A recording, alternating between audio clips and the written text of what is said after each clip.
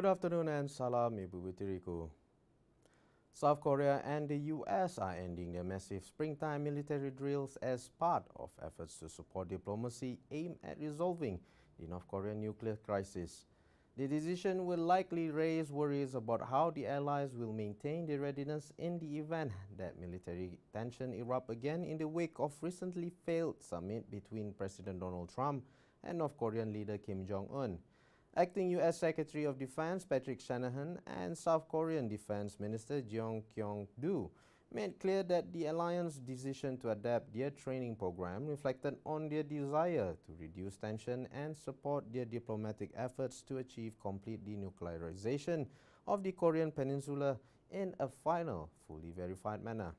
The end of springtime wars will benefit North Korea, which have described them as a rehearsal for invasion and responded with its own costly military exercises. The Korean Peninsula remains in technical state of war because the 1950 and 1953 Korean War ended with armistice, not a peace treaty. About 28,500 American soldiers are deployed in South Korea to deter potential aggression from North Korea.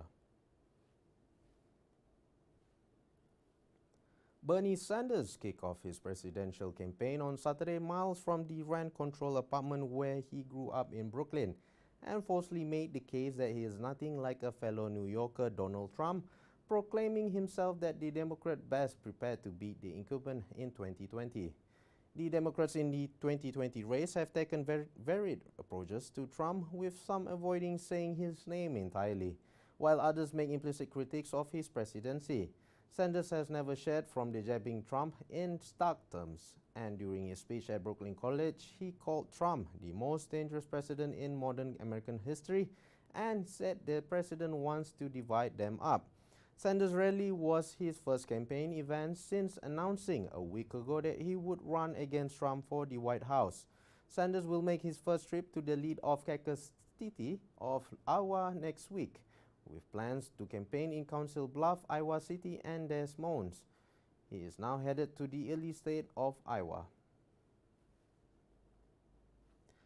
Well, that's all the updates for now. I'm Kamaruddin Bujang. Salam Ibu Tiriku.